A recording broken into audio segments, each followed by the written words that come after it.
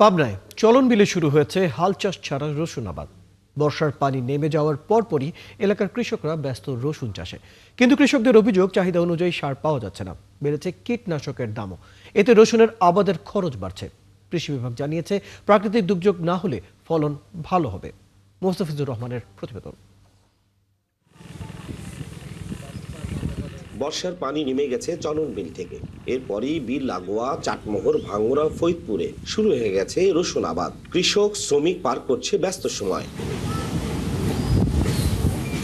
দোআঁশ মাটি রসুন চাষের জন্য বেশ ভালো, তবে এঁটেল দোআঁশ মাটিতেও রসুন চাষ করা যায়। আগাছা পরিষ্কারের পর বেড তৈরি করে রসুনের কোয়া রোপণ করা হয়। পরবর্তীতে ধানের খড় দিয়ে মালচিং করে রসুনের আবাদ করা হয়।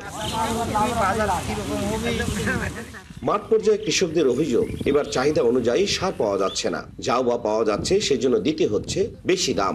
বেড়ে গেছে কীটনাশকের দামও। 1600 টাকা বস্তা ধান ড্যাপ সার নিচ্ছে, ইউরিয়া নিচ্ছে 1400, 1350, এরকম দিচ্ছে। আমার তো খরচ গাদি বাড়িয়ে যাচ্ছে। রসুনটা মোটামুটি খরচ ব্যয়বহুল হলেও মানে পোষা যায়।